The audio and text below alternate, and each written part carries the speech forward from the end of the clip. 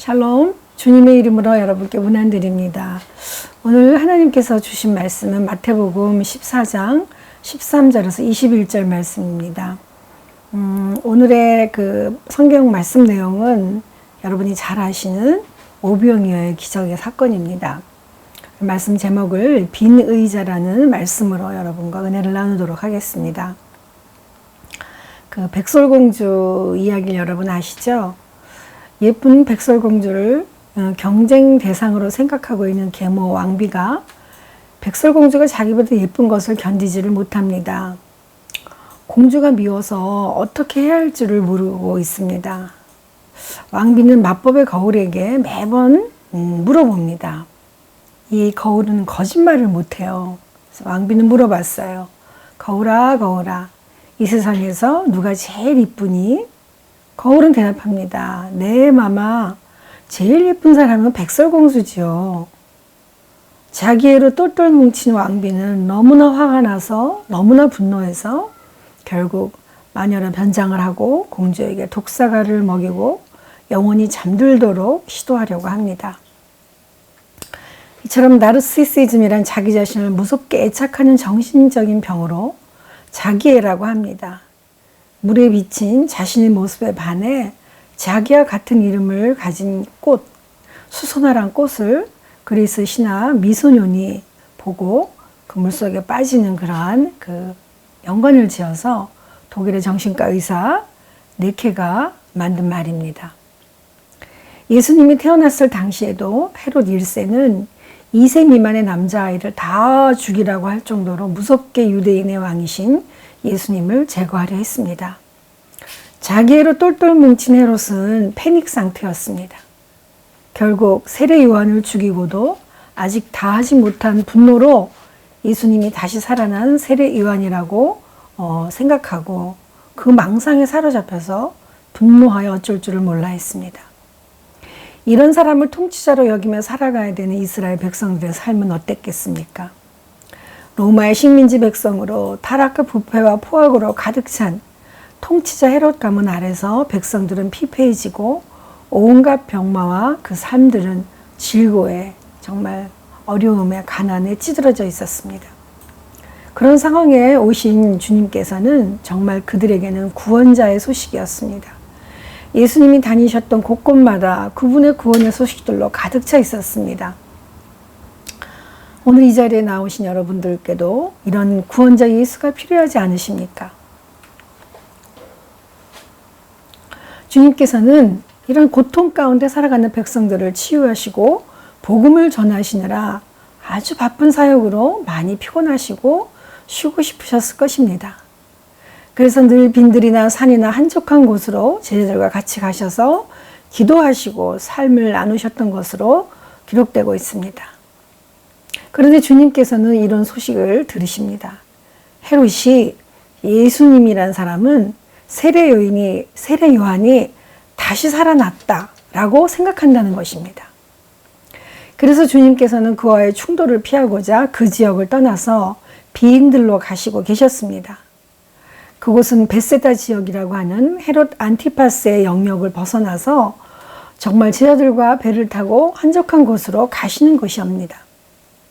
그런데 이 예수님에 대한 소문은 백성들에게 담비와 같은 기다림이었습니다.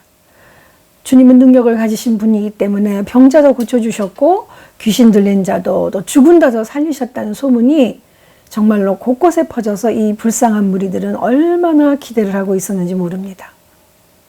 그들은 어떻게 보면 어디에도 발을 붙이고 평안하게 살아가 본 적이 없는 불쌍한 무리들이었던 것으로 보입니다. 정말 삶의 절박한 문제들을 가지고 병으로 인해서 여기저기 치료될 곳만 있다고 하면 따라다니는 그런 약한 자들이었습니다. 일정한 거처도 없고 먹을 것도 없어서 입을 것도 해결하지 못하여 뭐라도 준다고 하면 따라다닐 수밖에 없는 그런 무리들이었습니다. 그럼에도 그들은 생명 부지를 위해 주님의 소식이 들리고 정말로 멀고 멀지라도 몇 고을을 지나는 수킬로라도 따라가서 주님을 만나야 되는 절박함으로 주님을 쫓아간 것입니다. 이 백성들에게 정말로 이 백성들은 헤롯처럼 주님을 위협하는 그러한 주님을 잡아내고자 하는 그런 존재의 사람들이 아니었습니다.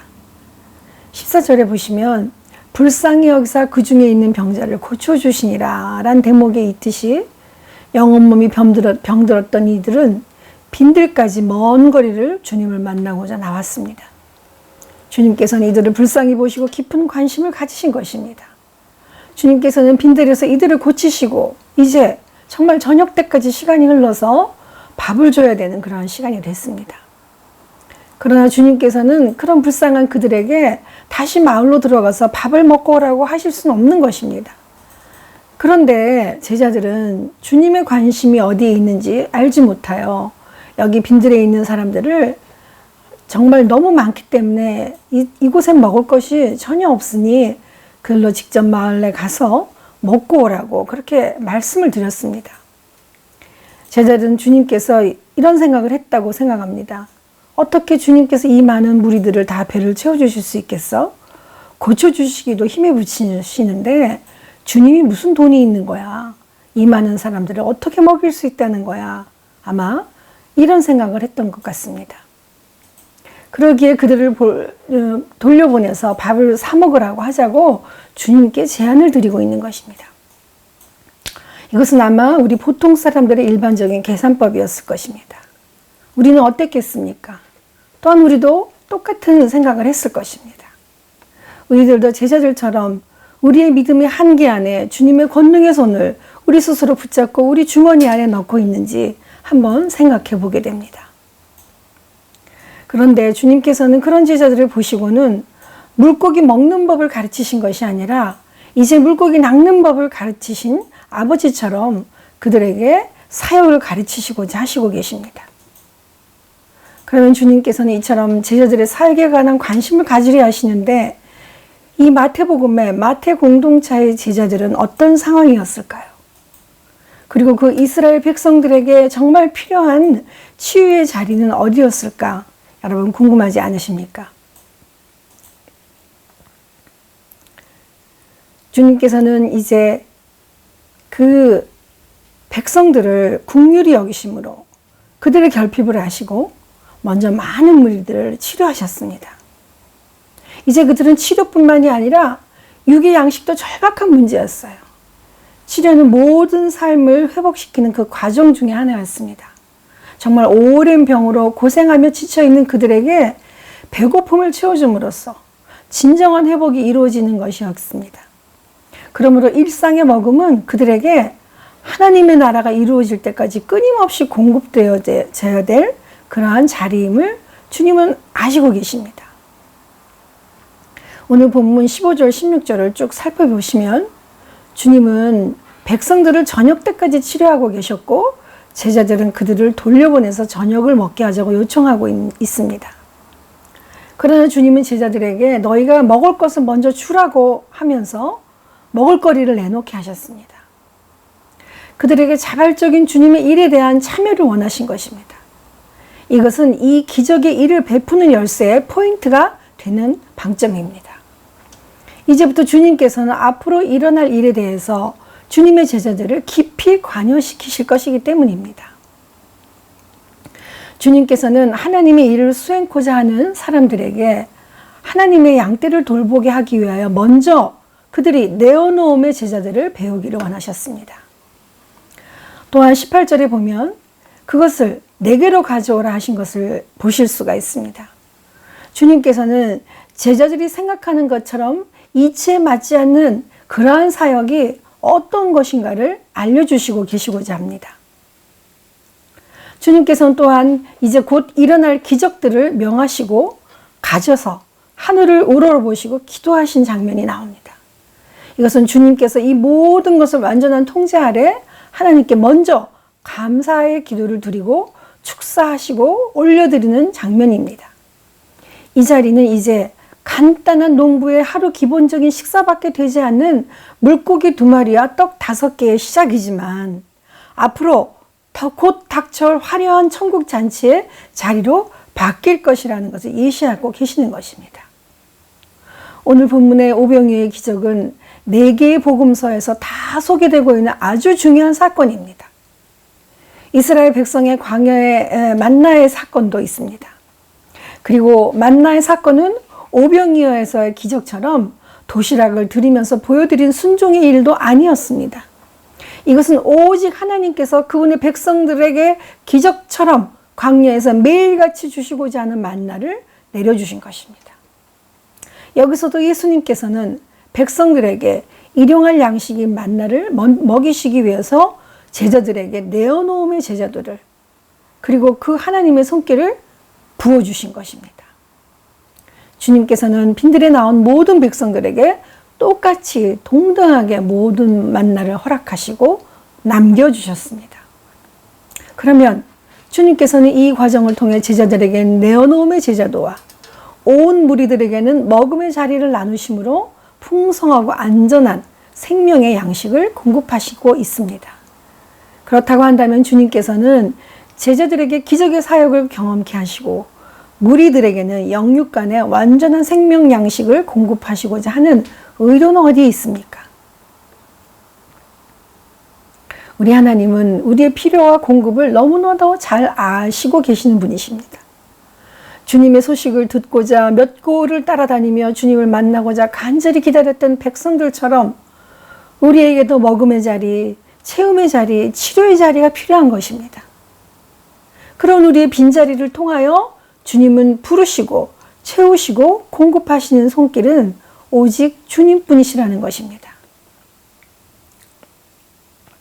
이렇게 보면 우리가 비어있지 않으면 어떻게 주님께서 손을 대시고 공급하시고 채우시고 능력을 허락하여 주시겠습니까? 이렇게 오병이어의 기적을 통해서 채우시는 주님을 만난 우리의 공동체는 그러면 또 어떠한 모습이었으면 좋겠습니까? 물고기 2마리와 떡 5개를 내어놓음으로 온 공동체가 먹고도 12광주리가 남을 만큼 풍성한 나눔의 완전한 식탁처럼 우리의 공동체도 이제 내어놓음의 삶으로 나아가야 하지 않겠습니까? 우리 삶의 공동체의 각양각색의 모습은 정말로 다릅니다. 너무나 다양합니다. 그러나 주님께서는 우리를 불쌍히 여기시는 마음으로 한 사람 한 사람을 소홀히 하지 아니하시고 다 돌보신 것처럼 우리는 이제 서로가 서로를 긍휼히 여기는 마음으로 먹음과 나눔의 자리를 서로가 각자의 자리에서 나누어 가야 할 것입니다. 이 자리는 또한 우리를 채워주시는, 우리가 비우기 때문에 더 많이 채워주시는 자리로 변화될 것입니다. 다시 말해서 주님께서는 백성들과 식탁 공동체, 즉 먹음의 공동체를 통해서 하나됨의 가정을 만들어 가십니다. 또한 주님과 제자들의 사역의 나눔을 통해서 하나님 나라를 하나 되게 하셨습니다. 제자들과 무리들에게 빈들에서 하나님의 일을 나누시면서 하나님 나라의 완성을 경험케 계신 것입니다. 이것은 빈들에 나온 자들에게 높은 자와 낮은 자, 가진 자와 없는 자, 그리고 건강한 자와 병든 자, 주인과 노예, 남과 여자, 유대인과 이방인 모두 하나가 될 수 있도록 동등하게 친밀하게 되어가는 것이 아니겠습니까? 이제 이 빈들의 자리는 주님께서 공급하시는 먹음의 자리이고 나눔의 자리입니다. 이처럼 생명의 나눔, 성만찬의 정말로 초청의 과정도 마찬가지가 아니겠습니까? 주님께서는 하나님의 자녀로 누구나 부르십니다. 그리고 하나님 나라의 백성의 가족은 언제나 초청하신다고 하십니다. 그리고 그 부름에 응답하는 자에게 그들의 필요를 따라 충만하게 공급하시고 채워주신다고 약속하여 주셨습니다. 오늘날 우리들은 모두가 이기적이고 세기말적인 현상 속에서 도처의 해롭과 같은 지도자들을 그들의 삶이 우리의 삶을 누르고 있는 현장 속에서 살아가느라 정말로 고되고 치열한 시간들을 보내고 있습니다. 그래서 우리에게 주님이 너무나 필요합니다. 왜냐하면 수고하고 무거운 짐진 자들아 다 내게로 오라 내가 너희를 쉬게 하리라고 주님께서는 약속하셨기 때문입니다. 그래서 그 주님이 어디에 계신다고만 하면 몇 킬로가 아니라 수만 일이라도 우리는 따라가고 싶지 않으십니까? 혹시나 우리가 그곳이 교회인 줄 알고 가시진 않으셨습니까? 혹시나 그곳이 해외여행인 줄 알고 다녀오지는 않으셨나요? 그곳이 우리는 고향인 줄 알고, 그곳이 우리는 한적한 카페인 줄 알고, 그것이 우리는 삶의 현장인 학교, 우리의 직장, 수많은 백성들의 무리들이 우리를 만나러 일하며 먹으러 정신없이 사정없이 떠돌아다녔습니다. 그러나 정작 그곳이 어느 곳이라고 할지라도 시편 17장 17절처럼 죽게 피하는 자들을 그 일어나 치는 자들에게 오른손으로 구원하시는 주여 내게 기이한 현상을 나타내소서 라고 고백한 것처럼 주님께 피하기만 한다면 그것이 어느 곳일지라도 치유하시는 주님, 생명의 떡으로 먹이시는 주님, 풍성하게 채워주시는 주님과 함께 할 수만 있다면 우리는 오병이어의 기적으로 5,000명을 먹이고도 12광주리를 남게 하는 사역의 현장으로 초대받게 될 줄로 믿습니다. 이런 가사를 한번 보겠습니다. 서 있는 사람 모두 오시오. 나는 빈 의자, 당신의 의자가 되리이다. 피곤한 사람 오시오. 나는 빈 의자, 당신을 편히 쉬게 하리이다. 2사람이 와도 괜찮소. 3사람이 와도 괜찮소. 외로움에 지친 모든 사람들 무더기로 와도 괜찮소. 주님께서는 우리들을 빈들로, 빈 의자로 초청하여 주셨습니다. 또한 우리도 이런 빈 의자가 되어 많은 사람들을 초청하며 주님께로 인도하는 사람이 되어야 될 줄로 믿습니다. 기도하겠습니다. 사랑이 많으신 하나님, 주님께서도 오늘 정말로 우리에게 정말 일용할 양식으로 만나로 채워주시고 계시는데 그 만나가 단지 하루의 양식이 아니라 많은 사람들을 초청하여 먹고도 남을 만큼 풍성한 은혜로 우리의 빈 손길을 주님께서 살펴주시고 채워주십니다. 그러나 우리가 내어놓음과 빈 마음을 주님께 드리지 아니하면 오병이의 기적도 많은 사람을 치료하고 살리는 주님의 만남의 현장도 일어날 수 없음을 다시 한번 고백합니다. 주님 우리를 불쌍히 여기시고 하나님 우리의 마음을 깨끗게 하시고 비우게 하시고 내려놓게 하여 주시옵소서. 주님 어서 오셔서 우리의 주인이 되어 주셔서 하나님 자정하여 주시고 하나님께서 허락하신 우리와 우리의 이웃들과 우리의 가족들과 이 나라 땅끝까지 온전히 하나님의 나라가 이루어지는 그날까지 하나님 날마다 주님의 만나로 생명의 양식으로 채워주시는 역사가 일어나게 하여 주시옵소서. 감사드렸고 예수님의 이름으로 기도하옵나이다. 아멘.